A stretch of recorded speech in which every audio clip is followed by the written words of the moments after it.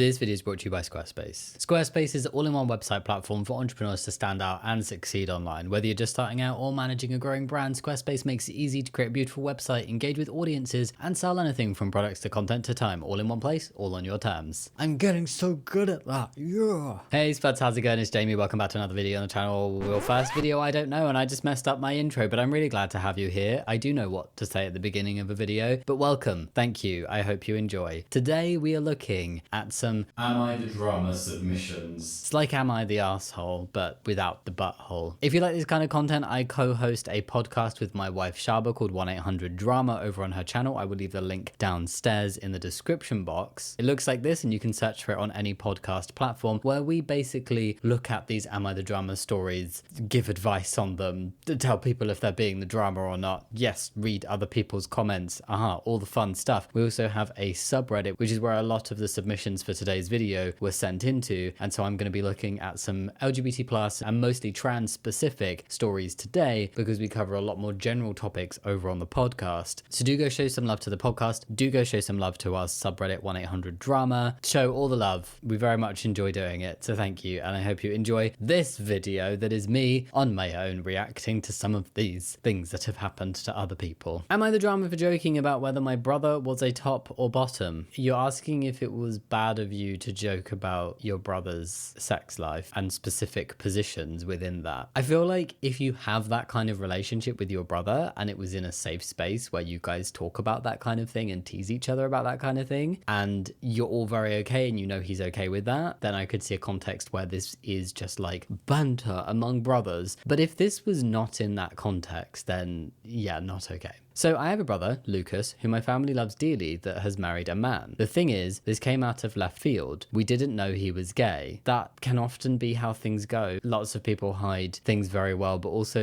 you don't always know when somebody's gay. I feel like this is very much thinking, oh, stereotypes, girlfriends, lacrosse, frat boy in college. Isn't there a joke though about lacrosse in American Pie? Not that we should take American Pie as truth or fact or anything we should really listen to. Sexism is wrong. But wasn't there a joke that when they revisited later for the reunion stuff and like the wedding, like the later movies, that half the lacrosse team turned out to be gay, and Stifler is really confused by that? Maybe this guy is Stifler from American Pie. But yeah, a lot of gay people, a lot of LGBTQ plus people do not come out when they are younger, and they wait until they are independent adults, and if they get a bad reaction from family, they are not reliant on that family for housing and for financial support. The guy straight up has a kid he made with a woman, and even joked that the kid was made from passion, not confusion. My brother is obviously bisexual and we love him just the same. Oh, right. But you say it came out of left field, we didn't know he was gay, and then you've clearly gone, he's bisexual. We love him just the same. So is your brother gay or is your brother bisexual? I can't tell. I'm a little bit confused. I think this guy is hung up on the confusion he feels over his brother's sexuality. He married a guy we've known since he was in high school. Both, no way you can tell they're gay. This is just like, oh, they're not super femme and they don't watch RuPaul's Drag Race. How was I supposed to know they were gay? There are stereotypes, and some people do live up to stereotypes. They're stereotypes for a reason. However, so many people do not fit into these buckets of being stereotypes and being like, oh, you're not what I thought a stereotypical gay person would be like, which means I would never have known you were gay, and I'm so shocked that you were gay, and there is zero indication that you are gay. Despite the fact that he's married a man. But still, I don't know if he's gay or bisexual. The guy he married, John, was known as Prince Charming because he looks like Prince Charming, and every girl fought over him in school. My brother and his now husband weren't close in high school and became close in adulthood. This is only 2 paragraphs in. I mean, we're halfway through. It's not super long. But a lot of it is constantly circling back to the shock and trying to describe to people about like how utterly... like, oh my gosh, yeah, you'd never know he was gay. Like, he's had a kid with a woman and he had girlfriends and he played lacrosse, and this guy was Prince Charming and all the girls were fawning over him. I mean, women can find gay men attractive as well. It just probably won't be reciprocated. This past weekend, myself, my mum, brother and mother, and my brother's mother-in-law were just lightheartedly talking, and mother-in-law says, I didn't have a clue John was gay. Did you know Lucas was? My mum and I both laugh and say absolutely not. We start comparing notes just for laughs, honestly. That's a bit weird.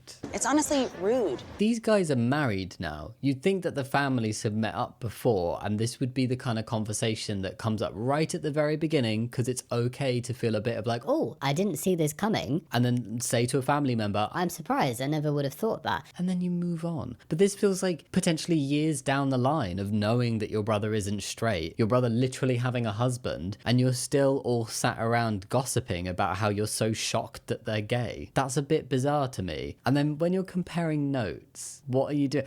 Lucas played lacrosse. John had all the girls fawning over him. It's Just bizarre behaviour. Then my mum says, I wonder who pitches or receives. Excuse me. No, that's weird. And they go back and forth laughing about who they think is the top and bottom and their reasoning. No, that's awful. Shame! Shame! I know that some people are more open with family members about their sexuality and that side of their life than others are, but it's kind of in the context where they lead that conversation. They are the ones opening up about themselves. They are choosing who they tell. They are choosing who they gossip about themselves. It's not something that friends, let alone family members, like imagine knowing that your mum and your brother and your mother-in-law were sitting around talking about what position you are in bed. That's really weird behavior. Like, I could not imagine. I think it's gross. No. You're disgusting. If the person is not there and they are not leading that conversation, why the hell are you talking about that? Would you be talking about that if he were with a woman? I bet you wouldn't. At this point, I am entertained. Oh, I'm so entertained by listening to my mother speak about how my brother has sex. And my younger sister comes in and tells us to stop and that our conversation is disgusting. Finally, somebody with some common sense. Anyways, she tells our brother and he tells his husband and they write a long message about how we're inappropriate. I'm glad that somebody recognized the inappropriateness and passed the information on to your brother so he could call it out. The thing is, we always joke and inquire and he's the one making the jokes. His husband is more reserved. I don't know. They didn't come to our monthly family Sunday dinner and we're bummed out that they're genuinely upset. Am I the drama? Were we being homophobic? Would you have been having that conversation if he was straight? And there's a big difference about him making jokes about himself, his own identity, his own life, his own sexuality in the presence of you, where he is in control in that situation and he is leading that conversation. That's okay because he's made the choice to do that about himself. When he is not there, or he is not very clearly openly leading this and making jokes himself and encouraging conversation about this topic, then that is absolutely inappropriate. So yes, you are the drama, so is your mum, so is the mother-in-law. It's just a really bizarre thing to do and not something that I think would even have been considered a topic of conversation if the brother was straight and married to a woman. And so I do think, whether it's conscious or not, there is some homophobia in there. There is some like bias coming into that in some way that should really be addressed. And I think an apology is absolutely necessary, because that's also embarrassing. Like, why would you want to go to the next family function, especially when you know his husband is more reserved? Why would they want to show up knowing that these family members have been speaking about them in a really weird, intimate way? I wouldn't want to go. So yes, big drama, and so are the rest of the family members who are involved in that conversation. You and your family are assholes. Who sits around discussing someone else's sex life as entertainment? Gross. You're the asshole. And they've quoted the bit about they didn't come to our monthly family Sunday dinner and we're bummed out. They are genuinely upset. Clearly they didn't think it was funny. They were the punchline of your joke and you're surprised they're upset. I completely agree with this. Why are you so shocked that they didn't want to come along? And why is your response to not be like, oh, wow, I've been incredibly dumb. I'm really sorry. Let me reach out and try and fix this and do better going forward. You're the arsehole. Did you ask your mum and brother's mother-in-law what their favourite sex positions are? Yes, you're being ugly. This post has to be fake because no one is this dumb. Sometimes you read them and it's like, I really hope that this isn't actually happening. But then I really do think that some people are that completely oblivious to what is appropriate behaviour and what is inappropriate. And clearly this family are not recognising that this was extremely inappropriate. And there was definitely bias in there that these conversations were somehow okay and excusable because these guys are married to each other and they're not straight. It is quite alarming that some people can be that oblivious. Very uncomfortable. And talking of alarms, I want to hit snooze on the alarm of this video to talk to you about something a little bit sad. Some of you may remember my brand new and definitely not at all made up brand new, actually very real business venture of the To Don't List Pro. The one-stop shop for learning how to do do absolutely nothing perfectly and how to integrate more naps into your life. Well, I am having to tuck this business in for a long nap.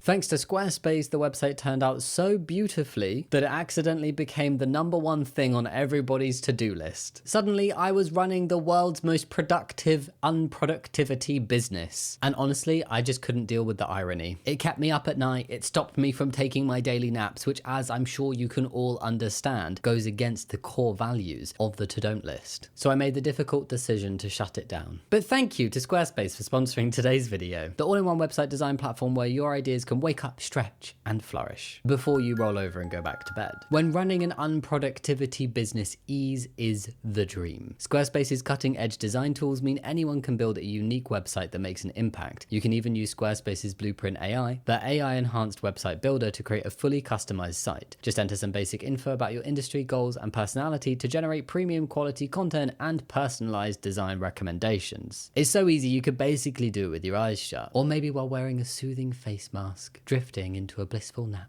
Since the To-Don't List Pro was fueled entirely by lying down and occasional donations, Squarespace made fundraising a total dream. It was simple to accept everything from one-time gifts to recurring contributions, no stress or tossing and turning required. And of course, Charbonne's actual Squarespace website was super fun to make and not going anywhere. Squarespace gave us the freedom to get creative, link our socials, and show off our podcast. Very relevant for today's video, 1-800-DRAMA. Plus, their handy analytics tools let you check visitor numbers, top geographical locations, and much more. Basically, all the data you need to focus your engagement and track sales. All from one place before then going and putting your feet up again. To get started yourself, go to squarespace.com for a free trial. And when you're ready to launch, add the duvet to your bed and head to squarespace.com/Jammidodger for 10% off your first purchase of a website or domain. Thanks for listening. The link is in the description box. Go give it a click. But for now, let's wake up and head back to the video. Am I the drama for feeling the ick from the guy I'm seeing? Just to start off, I don't think people are ever the ick. Ever the ick. I don't think people are ever the ick. Uh-oh. Crossed wires alert.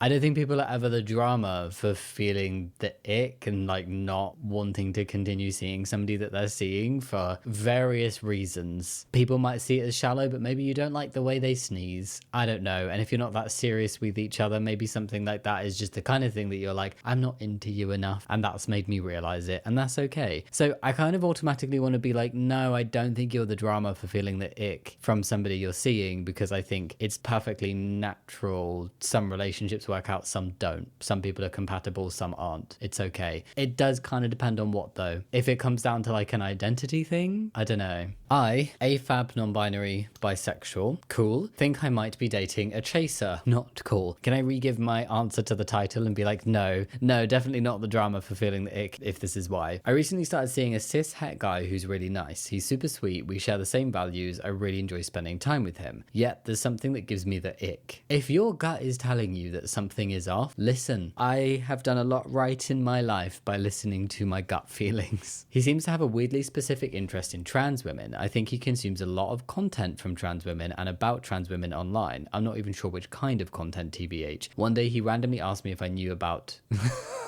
I don't know if I can say that. It's a certain type of sexual act. I was really confused. I don't even have a penis. A sexual act, which would typically require a penis. Once I asked about his celebrity crushes and it turned out to be a trans woman, which is totally fine, that's not the issue, etc. He just seems to think a lot about it. I guess it depends on why and in which way. Like, I do think trans people, often when it comes to relationship and attraction type scenarios, are either fetishized,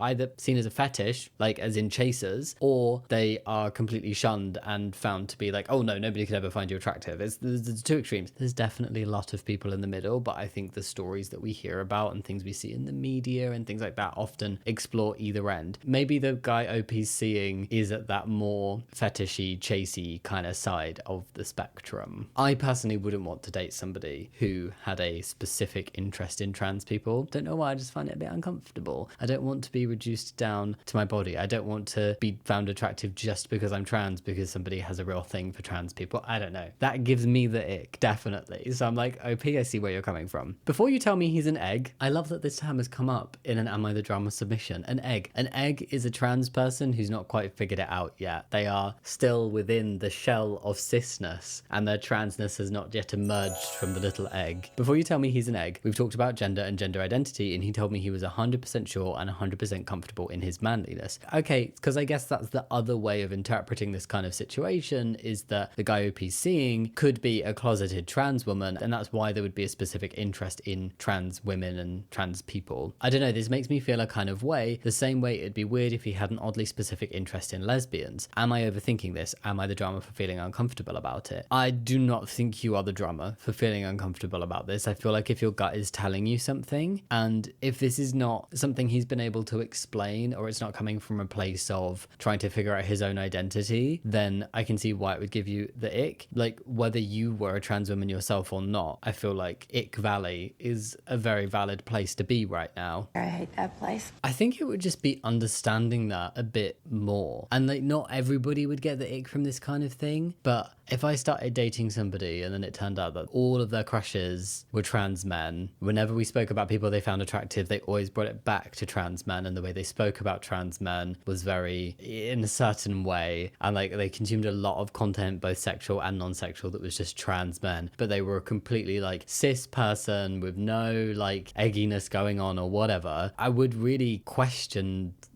why and where that's coming from, and if I was comfortable with that, which personally I don't think I would be. So yeah, I'm gonna say definitely not the drama. I don't know why I did that. We do badges on the podcast, but I'm not gonna steal the badges today, so now it just looks like I'm throwing stuff at you. I'd be interested to see what some other people say though. An egg, I've never heard that before. Love it. It is a cute term, but you're not the drama. You don't need to be someone's training wheels. Interesting. See, what's interesting though is it doesn't sound like OP would constitute training wheels, because they are AFAB and non-binary, which is very different to being a trans woman. So I don't see the correlation in that. It would make me question though of like, well, you speak so much about being attracted to trans women. How do you feel about me if you were someone who's not a trans woman? Yeah, if you feel uncomfortable about it, you can leave. It's a recent relationship. You can also talk to him about how you're feeling. Maybe he's trying in a weird, nonsensical way to make you comfortable or be overly supportive, or maybe he has a fetish. Yes, just don't let yourself be gaslit if he responds something like, no, you're imagining things, etc. Trust your gut that there is something. You can just talk to him to discover exactly what it is and see if it's okay for you or not. I do think that's good advice. If you're getting the ick and you're not sure if this is a relationship or a seeing of somebody that you wish to continue for this reason, it's definitely worth just asking about it. And I feel like at that point, if somebody lies, I don't know if I'd stick around. But yeah, that's quite bizarre behavior. Just this cis guy who is really, really into trans women. Okay. It's not the first time it's happened. Yeah, not the drama. Am I the drama for accidentally making my dad name his new company after my dead name? I'm struggling to see how you would be the drama in this situation, but let's read on. Hi, I'm Newt, 20, non-binary, they, them. Hello. And I just went to visit my dad for the first time in a little while after having just moved out for uni. While we were yapping, he mentioned that he's starting a new business for his work that he wanted to name after our little family. I won't give the specifics, of course, but he wants to use the initials of his kids and grandkids to make up the name of his company. Think CMJH for Chris, Madeline, Justin, and Harry, or something along those lines. That's cute. That is quite cute. The problem is my dead name. Oh, right. Okay, I'm getting into the not cute bit now. Problem is my dead name and my chosen name have entirely different first initials. Think F and N. And I fear that when I do come out, he'll feel bad about having the initial for my dead name in his company name. It's a super sweet idea too, and I was happy he thought of me. But the horrors.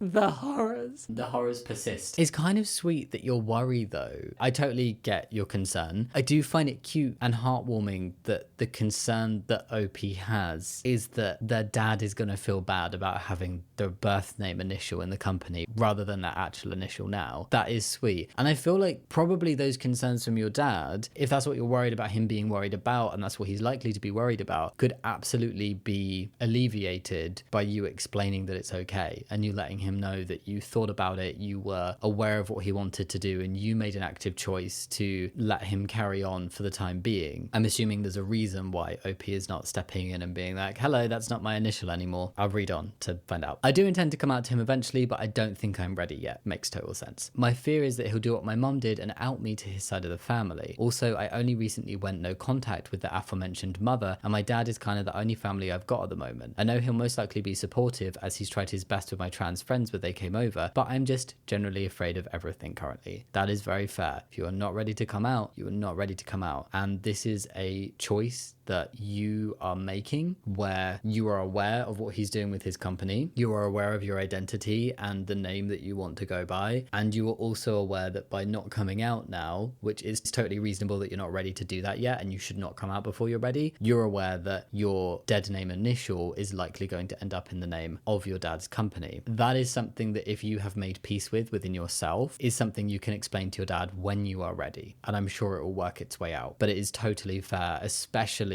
that you've had a negative experience with another family member, your mother, that you are apprehensive about coming out to somebody else. So you wait until you're ready. It's totally fine. When I came out to my mum as trans, it went terribly and sparked the first of many panic attacks that I eventually had to get medicated for. So that's another layer to the anxiety onion that I'm currently dicing up right now. That is a beautiful line. Not to dismiss anxiety and panic attacks, that sucks, and I'm really sorry. And like, I'm just sorry that your mum had such a shitty response, that's how it made you feel. That is not fair and you didn't deserve it. I do want to just shout out the beautifulness of that sentence. Another layer to that anxiety onion that I'm currently dicing up right now. Beautiful. I'm sorry that you're dealing with an anxiety onion though. I do hope it feels better, and I hope that you do have supportive people in your life, maybe uni friends, maybe other family members. I really hope that you do have that. So, am I the drama for not coming out and just letting him name his company after the wrong name? You're not the drama at all. It's your choice, is your coming out process. You're not ready to do that yet, and this is not the kind of thing. There's very, very, very few things that should ever speed up somebody's coming out process, and even if that were to happen, it should still be led by the person coming out. But this does not feel like the kind of thing that it's worth rushing a process that you're not ready to do yet. As comfortable as you can be, if you are at peace with the fact that it will have your dead name initial in this company name, I mean,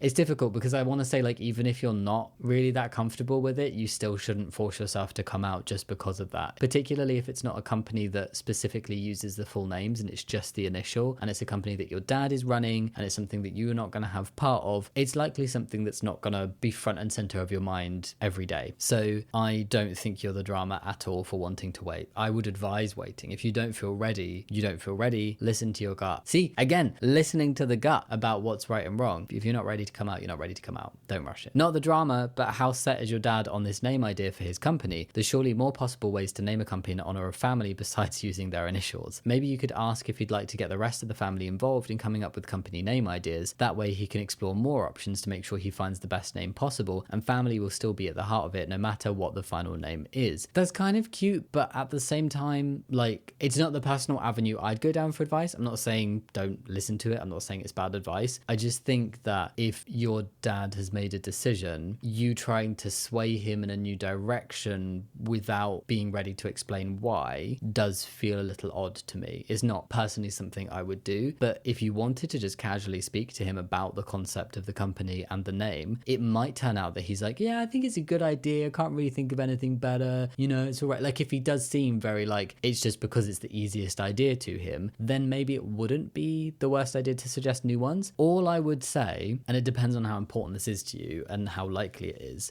I'd almost feel like if that were me and somebody kind of like gently pushed me in a different direction but didn't give me the full picture, and then I kind of linked back later, oh, so you didn't want me to call it that because you weren't ready to come out and let me know about your new name and all of that stuff, and it would be like, oh, so that's why my company now has a name that I wouldn't have originally chosen. It's kind of not letting your dad make a fully informed decision, but at the same time, still don't come out before you're ready. I don't think you'd be an arsehole for doing this suggestion. It's just not something that I would do personally. Now, you're definitely not the arsehole here. It's totally understandable you want to wait until you're ready to come out, especially after what you went through with your mum. Your dad sounds like he has good intentions reactions and is probably just trying to honor the family the best way he knows how. Maybe once you do feel ready to come out, you can gently share the meaning behind your name and how much it matters to you. Until then, it's okay to let him have this little thing without stressing yourself out. You've got this. Very cute. I agree with that advice. I would also say that this could be very extreme, not super extreme, but it could just be like a over the top type of advice. But depending on what the company is, if it's more like a personally run business that he just needs a company name for, and it's not like a front facing company that he wants people to know the name of to be able to find him, it depends on where you are as well. I know you can do this in the UK. You can change the name of your company, but that is a lot of paperwork, so it might not be worth it. But it just depends. You never know what his reaction is going to be like in terms of the company stuff when you come out. But yeah, you just gotta do what's right for you in this moment. Will I be the drama for pestering Lego to not renew their Harry Potter license? Honestly, I'm already gonna say no, because this is something I want to do, and this is something I think about a lot, because I love Lego, but I hate JK Rowling. And I hate how much support Harry Potter still gets and how much money it still generates, because it literally goes and funds a transphobe to do transphobic things. Like, it's awful. And when I see companies and brands that I really like still supporting Harry Potter, still bringing a Harry Potter merch, it's really difficult, because obviously I'm not gonna pay for or put money into something that is specifically just Harry Potter. But if I go into Lego, I have a bunch of Lego sets. I still buy Lego now, but I never buy Harry Potter Lego, because me buying like a Nintendo Lego set doesn't put any money into JK Rowling's pocket. It also doesn't show to Lego any support towards the Harry Potter sets. So I do think stuff like that is fine. However, I really wish that they would stop bringing out new Harry Potter sets. And they're bringing out new versions of sets that they've had out before. I'm not even going to go into details, but it just constantly feels like the hottest Lego set is a new big Harry Potter one, and I just wish it wasn't. So no, I don't think you would be the drama. Hi all, I'm sorry if this isn't the place for this, but I have no other way to try. Please delete this post or let me know to delete it. I don't think it needs to be deleted. My friends would definitely call me the drama for this, as I have no online presence. This is the best I can do, and I know it's probably a long shot, but maybe if everyone who sees this post contacts Lego, we can make a difference. I think it's still worth doing, because if you can create a chip now and keep pushing going forward, maybe in years to come some progress will be made that will be started with just some emails now. But really, what Lego will need to see, it's all about money. It's all about profit. They need to see a dip in Harry Potter Lego set sales to the point where it's no longer profitable for them to put money into investing in new sets and taking up the space in their stores. The sales need to drop. That's the short answer before Lego would do anything. I think so many people could write in, but if the sets are still selling well, it's just going to be like, well, why would we get rid of a set that's making us money? Because clearly a majority of people are still willing to buy it. But that doesn't mean I don't think that we should still be telling places how we're feeling about it. Why now? The current license started in 2021 and will be running out at the end of next year, so I'm hoping if they have an influx of people explaining why they shouldn't fund Harry Potter now, it will be good in timing as to when they are having conversations about the renewing of the license. It might be too late already, but it might not be, and I think it's worth a try. From a business standpoint, it makes sense to renew it. The theme sells well, but hopefully we can show them it's not something they want to be involved with. Everyone is Awesome is the name of their 2021 set of pride flag type display, which included the blue, white and pink stripes. Now we ask them to prove their support to trans rights, as well as non-binary and gender non-conforming, of course. What are the Lego Group's values? The Lego Group presents itself as having strong values I won't go into now, but I think there's enough on their website to say these are your values, you said so, and this range no longer fits with the brand image. I mean, bringing out a pride thing and stating in any kind of way that you support LGBTQ plus people, including trans people, doing something that puts money in JK Rowling's pockets right now does go against that statement. But this is a fairly recent thing. Like back in 2021, no, it wasn't a thing. Even though JK Rowling was showing some anti-trans views and tweeting, and that was building up, it was not to the point where it was like no support of Harry Potter. It was just, can we please call out the transphobia and see if a growth moment can happen here? But certainly, since she's been putting her money into anti-trans funds and organizations and legal cases, she put £70,000 £50,000 into the Supreme Court case that is potentially going to lead to a really devastating impact on trans people's rights in the UK. She donated nearly a quarter of that entire fund, or maybe it was a third. It was a huge amount of the overall money they had. And she set up an organization where she's going to personally fund anti-trans legal fights. Yeah, that is a revelation that's definitely more so happened within 2025. Not the drama. I think it's a sweet idea. I just doubt anything will happen about it, unfortunately. The best protest is unfortunately just not buying Lego. If there's any petitions or anything going, please send it to me. I think it's not buying specifically Harry Potter Lego. It's just like so many businesses do Harry Potter stuff. So many places. Like Universal. Going to Universal Studios does not automatically put money in J.K. Rowling's pockets. However, going to the Harry Potter area in itself does not specifically put money in her pocket. But her having an area there means other people go there, they spend money. Universal, it has to be licensed so that it's there. It shows these companies that there is still demand for Harry Potter. You go to Universal, if you don't go to the Harry Potter area, if you don't buy anything from the Harry Potter area, and if enough people do that, Universal will replace Harry Potter area with something else. You go to Lego and you buy Lego sets, and people stop buying the Harry Potter Lego sets, they will stop making the Lego Harry Potter sets. This is such a great idea. I recently got back into Lego, and seeing Harry Potter stuff in the Lego subreddit really bums me out. We had the chance to let Harry Potter go and should absolutely not make it a thing for generations after the ones who grew up with it. I've actually been thinking about doing the same. I didn't know their license was up next year, so now is indeed the best time to act. Personally, I was going to mention how they're helping JKR make money and how she has proven to use that money to fund hate. Lego is complicit and they need to know we care. Yeah, it now sounds like a good time. I will definitely be sending a message in and would encourage anybody else who feels like they want to be doing the same. In my personal opinion, it would do more good to push Lego to have explicitly trans-friendly sets. Such a tiny portion of any Lego set goes to JKR, and it would do more good to have Lego explicitly trans-supporting on a regular basis. Not to say you can't do both, mind, but if I had to devote my effort to one thing, it would be that. I just think, how would people feel if they walk into a Lego store and there's a massive Harry Potter display and then a little trans set? I would rather just not see any Harry Potter stuff, because I think they still sell the Pride set they had, and they've recently brought out a Keith Haring set, so they still sell things that are very LGBT plus positive, but it's like one-offs. It feels like it's almost impossible for either thing to happen, for them to have like a trans set come out, or multiple trans or multiple LGBTQ plus sets come out, or for them to get rid of Harry Potter. But I feel like egging for getting rid of Harry Potter would be better, because it's not just a Lego thing, it's a general company thing, and if one big company does something bold, then maybe others will follow suit. There are many things that make money that aren't Harry Potter. I'm sure Lego could fill that hole on their shelves with something else that would sell very well. Anyway, that's everything for today. I hope you liked the video. Let me know what you think downstairs. Don't forget to go check out Squarespace and go click my link to get 10% off, and you'll see some names going up the screens of some of my Patreons. Thank you very much for supporting me over on Patreon. Think about giving the video a thumbs up and subscribing if you want to, but no worries if you don't. And a big shout out to my top tier Patreons, who